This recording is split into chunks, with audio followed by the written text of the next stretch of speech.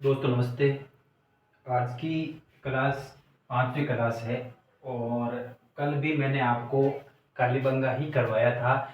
कोशिश की थी कि नवीन पैटर्न के आधार पर मैं आपको हल करवाऊँ और आज कुछ प्रश्न कालीबंगा के हैं और कुछ प्रश्न हार्ट से संबंधित हैं। ठीक है, दोनों ही महत्वपूर्ण स्थल है। मैं बात करूं कालीबंगा, हाड़ है, गणेश्वर है, ये 3 या 4 ऐसे स्थल है जो हर परीक्षा में प्रश्न में आते हैं और एक और टॉपिक लगता है वो है बेराट का।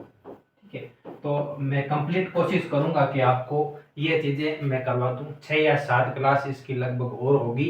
पढ़ रहे हैं तो फिर विस्तार से पढ़ना ही है, फिर छोड़ना कुछ भी नहीं है ना। तो आज 5वीं क्लास है और कल जिन विद्यार्थियों ने वो क्लास देखी थी और उनका आत्मविश्वास जरूर बढ़ा होगा, क्योंकि प्रश्न बहुत शानदार थे। आज भी मैंने कुछ प्रश्न नए बनाए हैं, 2-4 प्रश्न बेसिक रखे हैं ताकि आपको बोरियत महसूस ना हो। ठीक है, तो आज का पहला प्रश्न देखना। ये निम्नलिखित में से कौन सी सामग्री कालीबंगा सभ्यता से संबंधित है? ठीक है, ऐसा प्रश्न आपको सिर्फ कंसेप्ट क्लियर करना है। आपको ऐसा मत सोचो, देखो आप ऐसा बिल्कुल मत सोचो कि उत्तर निकालना है। आप ऐसा दिमाग में कभी भी मत लाओ कि सिर्फ उत्तर निकालना है। आप जब इतनी संकुचित सोच के साथ आप प्रश्न हल करोगे ना तो आप दिक्कत में पड़ जाओगे। आप कभी भी ये चीजें नहीं समझ पाओगे। इसलिए जब भी पढ़ो ना आप अपनी विस्तारवादी सोच रखो और कुछ नया जानने की क्षमता रखो। ठीक है ना, तो आप इस प्रश्न को समझना अच्छे से। आप इस प्रश्न को अच्छे से समझना। कौन सी सामग्री कालीबंगा सभ्यता से संबंधित है? ठीक है, शतरंज और चौसर की गोटियां प्राप्त हुई है, ये बिल्कुल सही कथन है। मिट्टी से निर्मित चूड़ियां और कड़े प्राप्त हुए हैं, ये भी बिल्कुल सही बात है। परंतु ये शतरंज और चौसर की गोटियां वाला ये अच्छा प्रश्न यहाँ से बन सकता है। तो ये चीज आप दिमाग में जरूर रखना कि शतरंज और चौसर की गोटियां हमें यहाँ से मिलती है। चमक पत्थर के लंबे फल, चमक नहीं या चकमक होगा। ठीक है ना, चकमक या चक्कर भी कहते हैं के लंबे फल मिले हैं। शंख वलीय आभूषण मिले हैं, ये भी आप याद रखना। जैसे मंदिर में वो बजाते हैं ना शंख, उसी प्रकार के शंख के आकार के आभूषण यहाँ से मिलते हैं। यहाँ से मिट्टी के खिलौने भी मिलते हैं, बिल्कुल सही कथन है। और स्वास्तिक चिन्ह के अवशेष, ये भी स्टार लगाकर अपनी कॉपी में नोट कर लेना कि शतरंज और चौसर की गोटियां, ये बहुत महत्वपूर्ण लाइन है। और स्वास्तिक चिन्ह के हमें यहाँ से प्रमाण मिलते हैं। तो स्वास्तिक चिन्ह का प्रमाण मिलता है, इसका मतलब हो गया कि लोग धार्मिक रूप से भी अच्छे से परिचित थे, धार्मिक प्रवृत्तियों के दौरान भी अच्छे से परिचित थे। तो ये सारी ही सामग्री हमें कालीबंगा से प्राप्त होती है। ठीक है, बेस्ट प्रश्न है, ये नई जानकारियां हैं आपको अपनी दिनचर्या में ऐड करनी है। इस प्रश्न को आप समझना और हल करने का प्रयास करना कि कालीबंगा में दाह संस्कार के बारे में कौन सा कथन सही नहीं है। कौन सा कथन सही नहीं है? कालीबंगा में हम पढ़ते हैं कि स्वाधान की हमें 3 प्रकार की प्रवृत्तियां हमें यहाँ से मिलती है। कितने प्रकार की प्रवृत्तियां मिलती है? हमें 3 प्रकार के स्वाधान की प्रवृत्तियां मिलती है। तो उसमें आप प्रश्न में आपको हल करूंगा, देखना। दुर्ग के उत्तर पश्चिम में एक कब्रिस्तान मिला है। ठीक है ना, आप ये ध्यान करना। जब प्रश्न बन चुका है कि कालीबंगा के किस क्षेत्र में जुता हुआ खेत मिला है, ऐसा प्रश्न बन चुका है, तो यहाँ प्रश्न बनने में भी ज्यादा दिक्कत नहीं आएगी कि दुर्ग के उत्तर पश्चिम में एक कब्रिस्तान मिला है। ठीक है, ये आप दिमाग में रखना है, ये बिल्कुल सही कथन है। यहाँ से 3 प्रकार के समाधान पद्धतियां प्रचलित थी, ये भी कथन बिल्कुल सही कथन है। यहाँ से 3 प्रकार की समाधान की प्रवृत्तियां हमें यहाँ से मिलती। ठीक है, यहाँ से प्रतीकात्मक समाधान के अवशेष नहीं मिले हैं, ये कथन गलत हो जाएगा, क्योंकि प्रतीकात्मक समाधान के अवशेष यहाँ से मिले हैं। मैं आपको यहाँ से ये चीज समझूंगा, देखना। यहाँ से बालक की खोपड़ी में 6 छेद के अवशेष मिले हैं जो शल्य चिकित्सा के प्रमाण मिलते हैं। जैसे वर्तमान में कहते हैं ना कि पोस्टमार्टम करते हैं, उसी प्रकार की पोस्टमार्टम की जो हमें पोस्टमार्टम को हम यहाँ कह सकते हैं कि शल्य चिकित्सा कह सकते हैं। तो बालक की खोपड़ी में 6 छेद की खोपड़ी का अवशेष मिला है। तो ये भी लाइन आप बहुत उपयोगी लाइन है, इसको भी स्टार लगा काफी नोट करना। यहाँ के समाधान में सर उत्तर की ओर तथा पैर दक्षिण की ओर रखे जाते थे, ये भी कथन बिल्कुल सही कथन है। अब देखो प्रतीकात्मक समाधान क्या, देखो प्रतीकात्मक समाधान क्या होता। प्रतीकात्मक समाधान में सेव नहीं रखे जाते, ये आप दिमाग में रखना, सेव नहीं रखे जाते, ठीक है ना। प्रतीकात्मक का मतलब ही क्या हो गया कि सिर्फ प्रतीक के रूप में प्रतीकात्मक समाधान में क्या रखते, हड्डियां, ठीक है, हड्डियां, आभूषण, हड्डियां, आभूषण, मर्द भांड भी मिलते हैं कहीं कहीं।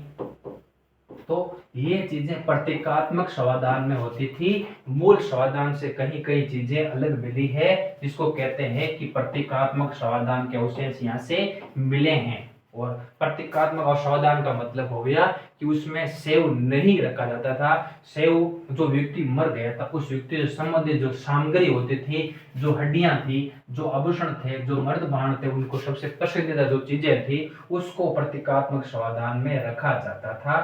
तो प्रतीकात्मक समाधान के साक्ष्य हमें यहाँ से मिलते हैं, ठीक है ना। और शल्य चिकित्सा के प्रमाण यहाँ से मिलते हैं और उनका सर उत्तर की ओर तथा पैर दक्षिण की ओर रखे जाते थे। तो ये इतना आप यहाँ से दाह संस्कार की पद्धति के बारे में आप अच्छे से इसको समझना। और बहुत बार यहाँ से प्रश्न, लगभग प्रश्न बनता ही बनता है ना। तो ये कथन गलत हो जाएगा, प्रतीकात्मक समाधान हमें मिलते हैं, ठीक है। कॉपी में ये लाइन सुधार करके नीचे लिखना कि कालीबंगा से प्रतीकात्मक समाधान हमें यहाँ से मिले हैं, ठीक है। ये लाइन आप कॉपी में लिख लेना।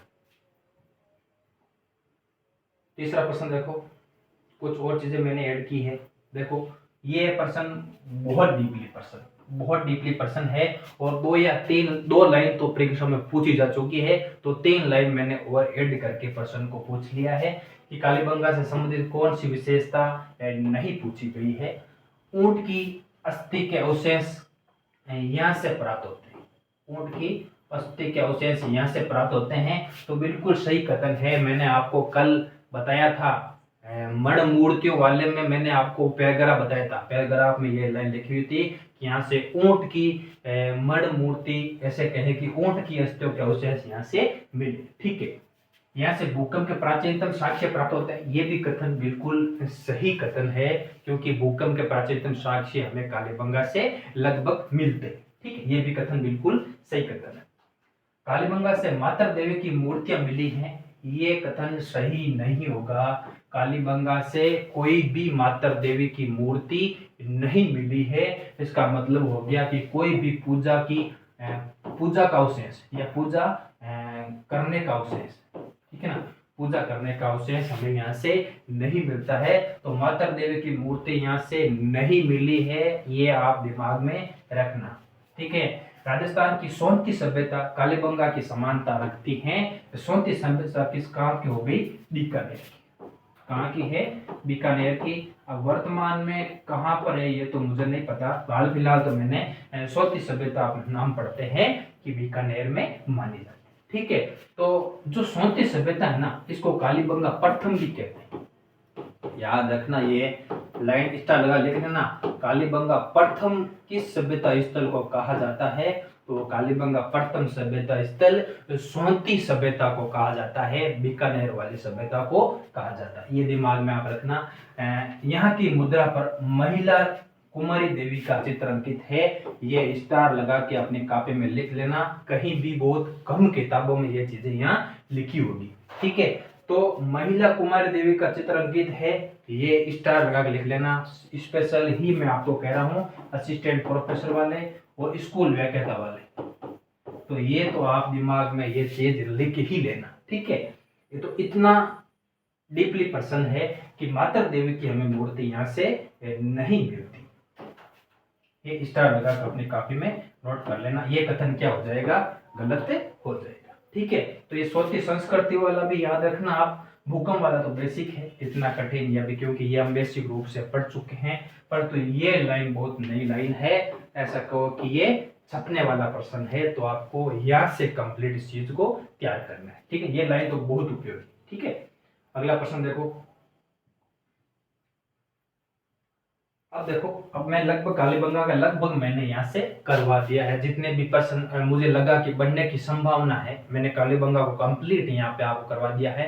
अब आपके ऊपर निर्भर है कि आप कितना पढ़ पाते हो, कितना लिख रहे हो। इसकी वजह से और जो विद्यार्थी लिख रहे हैं, मैं उनको धन्यवाद दूंगा, क्योंकि लिखना बहुत कठिन है और रोजाना लिखना बहुत कठिन है। परंतु अपने ड्रीम्स के लिए कुछ अलग करना होगा, और कुछ अलग करेंगे ना तो जरूर कुछ ना कुछ हमें यहाँ से मिलेगा और लेके जाओगे आप, है ना।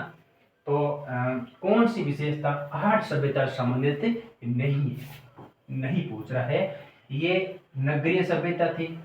सबसे पहले आर्ट सोचो, आर्ट क्या है, ताम्रयुगीन है, ये तो आप दिमाग में रख ही लो। आर्ट क्या है, ताम्रयुगीन सभ्यता है। और ताम्रयुगीन सभ्यताएं कैसी थी, ग्रामीण थी, ग्रामीण सभ्यताएं, ठीक है ना। कालीबंगा और हड़प्पा सभ्यता कैसी थी, कांस्य युगीन थी। और कांस्य युगीन सभ्यता हड़प्पा कालीबंगा कैसी है, नगरीय सभ्यता है, ठीक है।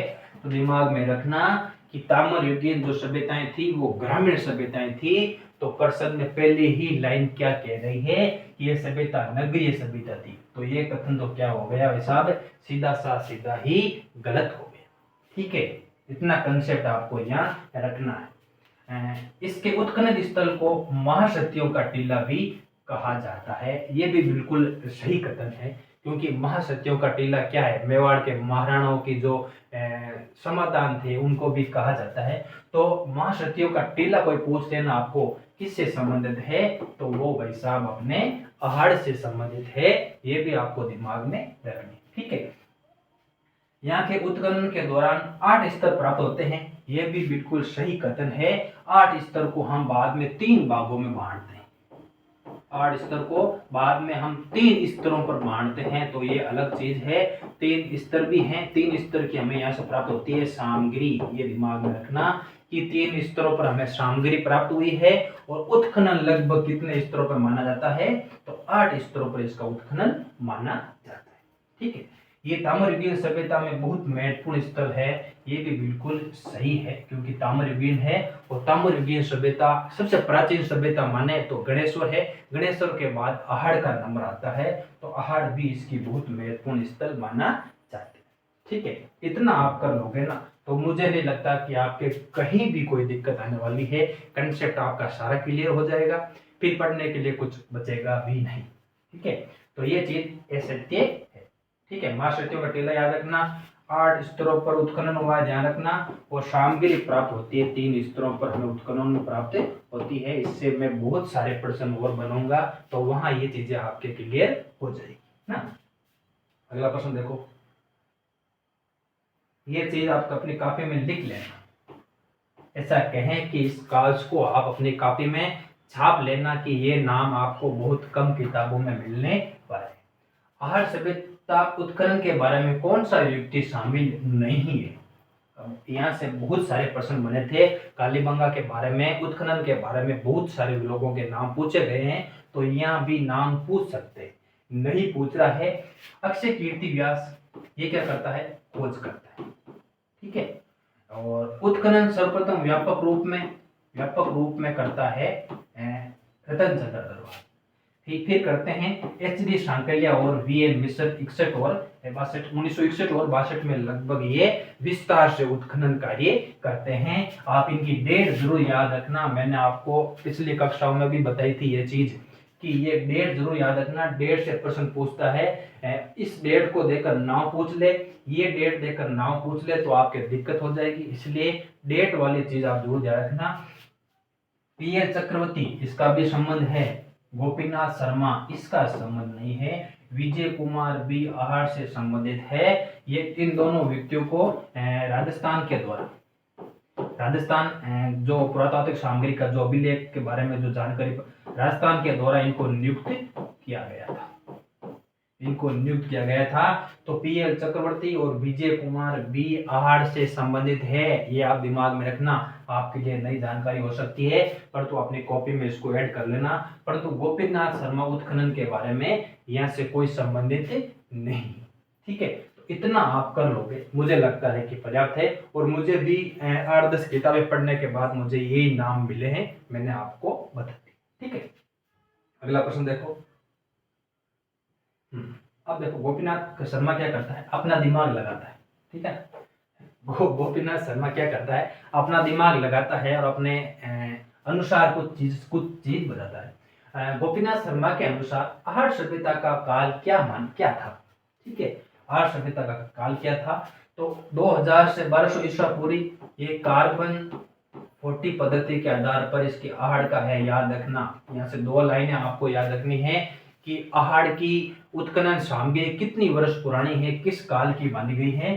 तो कार्बन पद्धति के आधार पर तो 2000 से 1200 ईसा पूर्व मानी गई है, और गोपीनाथ शर्मा के आधार पर 1900 से 1200 ईसा पूर्व मानी गई है।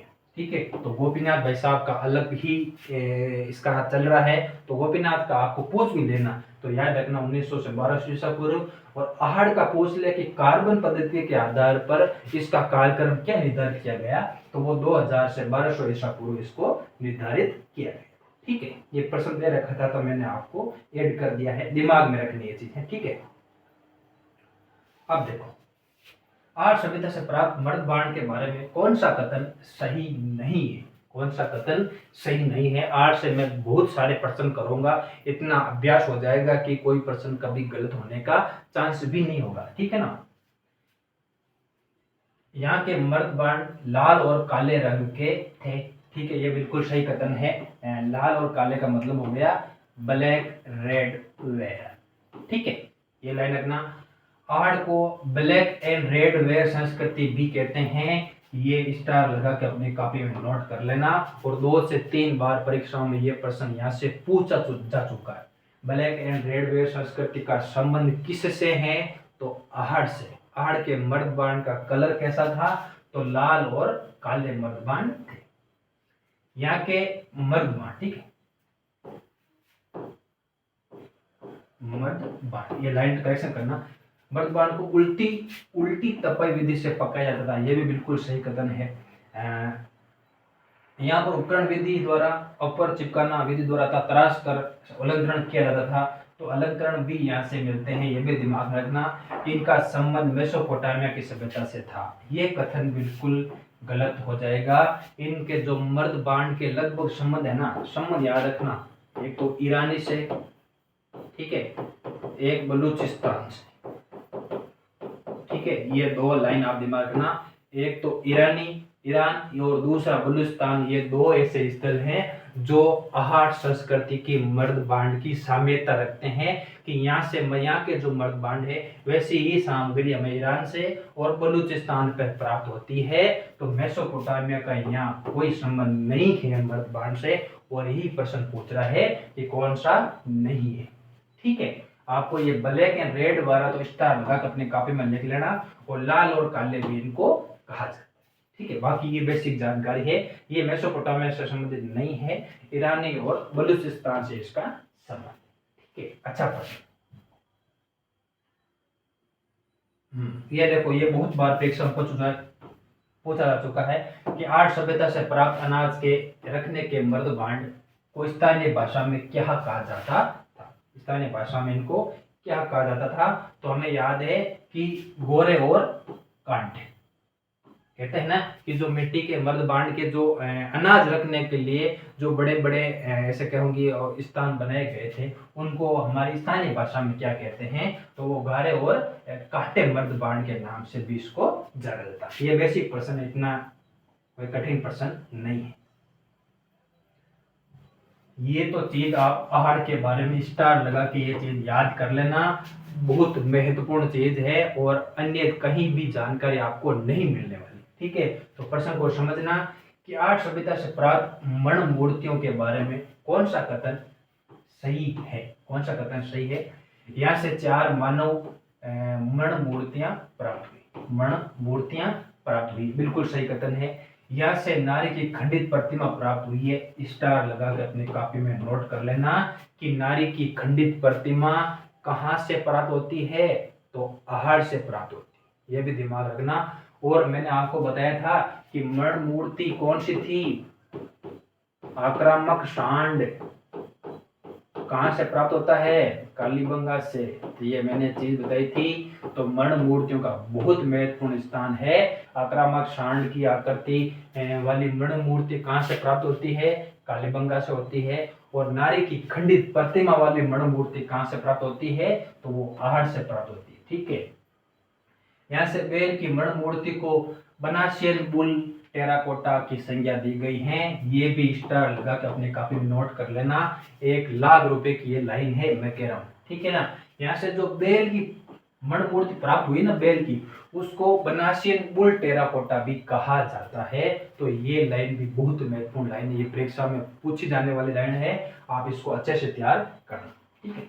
यहाँ की मण मूर्तियों में भयोंस, सेल खड़ी और लेपिस लाजुली के उपकरण प्राप्त होते हैं। ऐसा कहते हैं कि आहड़ से किस सामग्री की प्राप्ति से हम इसको विदेशों से संबंध मानते हैं? तो वो है लेपिस लाजुली, इसका संबंध है। ये विदेशों से प्राप्त होती थी और यहाँ पर बनाई जाती थी। तो इसको भी हमें यहाँ से सामग्री प्राप्ति होती है। ये भी अच्छी है। लेपिस लाजुली नाम का उपकरण भी आहड़ से प्राप्त होता है। बनासियन बुल का टेराकोटा की संज्ञा दी गई है। जो बेल की मण मूर्ति है, नारी की खंडित प्रतिमा है, वो भी यहाँ से मिली है।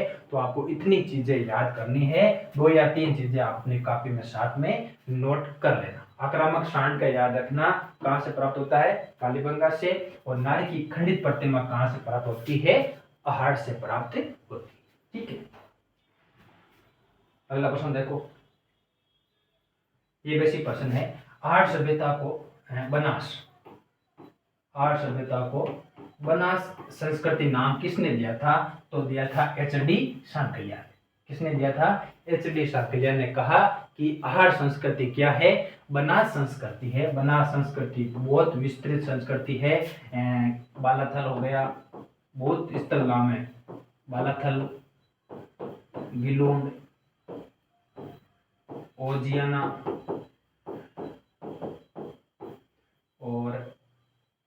और भी बहुत सारे स्थल हैं। परंतु ये बनास संस्कृति बनास और चंबल नदी घाटियों में विस्तार से थी। भीलवाड़ा, उदयपुर, बहुत सारे, चित्तौड़, बहुत क्षेत्रों में इसका विकास था। इसलिए SD सांकलिया ने कहा कि ये सिर्फ आहड़ सभ्यता नहीं है, सिर्फ उदयपुर में सिर्फ सीमित नहीं है, ये एक बनास संस्कृति है। इसको बनास संस्कृति नाम किसने दिया था? तो HD सांकलिया ने इसको नाम दिया था। ये आप दिमाग में रखना, फैक्ट वाली चीज है।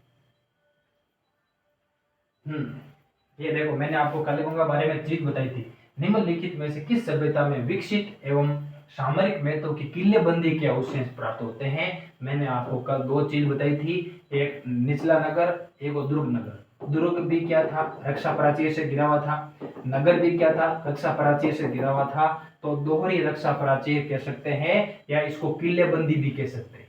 ठीक है ना। किलेबंदी भी कहते हैं, इसको परकोटा भी कहते हैं। ठीक है ना। इसको रक्षा प्राचीर भी कहते हैं, इसको रक्षा प्राचीर भी कहते हैं। तो बहुत सारी यहाँ से हमें जानकारी मिलती है। तो रक्षा प्राचीर कौन से काल की है? कालीबंगा सभ्यता से इसका संबंध। ठीक है। ये प्रश्न आप दिमाग में जरूर रखना, है ना। अब देखो, ये प्रश्न पूछा जा चुका है।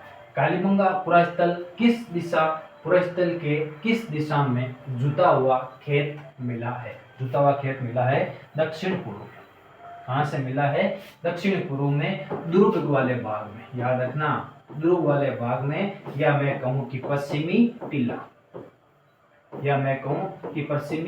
टीला वाले क्षेत्र में हमें जुता हुआ खेत के अवशेष मिले हैं, कृषि के अवशेष मिले हुए हैं, कपास के प्राचीनतम अवशेष मिले हुए हैं, 2 फसलें एक साथ उगाने के प्राचीनतम प्रमाण मिले हुए हैं। और ये जुता हुआ खेत हमें कहाँ से मिलता है? दक्षिणी पूर्वी क्षेत्र से हमें यहाँ से मिलता है, दुर्ग के दक्षिणी पूर्व में। याद रखना। ठीक है। और दुर्ग के दक्षिणी भाग में ही मिलती है अग्नि वेदिका। ये भी आप दिमाग में रखना। दुर्ग के दक्षिणी भाग में मिलते हैं चबूतरे। दुर्ग के दक्षिणी भाग में क्या मिलते हैं? चबूतरे मिलते हैं, चबूतरे। दुर्ग के दक्षिणी भाग में चबूतरे मिलते हैं। और यही क्या मिलते हैं? कुआं भी मिलता है। तो बहुत सारी जानकारी मैंने आपको इनके बारे में बता दी है। अब भी आप प्रश्न गलत करते हो तो फिर आपसे बड़ा कोई विद्वान नहीं है ना, विद्वान ही मानूंगा मैं तो उसको, अगर ये अब भी गलत करते हो। ठीक है, अब देखना इस चीज को। नारी की खंडित प्रतिमा जो कमर कमर से नीचे लहंगा पहने है, बिना हत्थे का जल पत्र किस सभ्यता स्थल से मिलता है? तो मैंने अभी आपको बताया थी कि नारी की खंडित प्रतिमा मण मूर्ति कहाँ से प्राप्त होती है? तो प्राप्त होती है आहड़ से। कहाँ से प्राप्त होती है? आहड़ से प्राप्त होती है नारी की खंडित प्रतिमा। और प्रश्न शायद अब नहीं है, ये तो मैं आपको टेलीग्राम डाल दूंगा, देख लेना। ठीक है, देखो इसमें तो दाह संस्कार संबंध, देखो कालीबंगा का मैं एक चीज आपको समझाऊं कि दाह संस्कार में होता क्या था कि यहाँ पर 3 प्रकार के स्वादान पद्धतियां थी। एक आयताकार अंडाकार गर्तों में सेव को सीधा लेटा देते थे, वर्ताकार गर्तों में स्वादान करना, आयताकार तथा अंडाकार गर्तों में मर्द बाण निष्पेक्ष करना। अब देखो इसमें तो क्या रखते थे? सेव रखते थे, ठीक है ना, जो पहला है। अब जो दूसरा और तीसरा है ना, इसमें सेव नहीं होते थे, सेव नहीं होते थे। ठीक है ना, प्रथम प्रक्रिया में तो सेवों को रखा जाता था। ठीक है, दूसरी और तीसरी प्रकार की कब्रों में सेव नहीं मिलते हैं।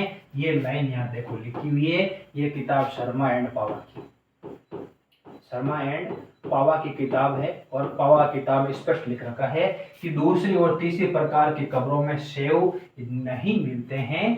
पुरातत्वविद का मानना है कि प्रतीकात्मक समाधान के रूप में रहे हैं। तो प्रतीकात्मक समाधान की जानकारी हमें यहाँ से मिलती है।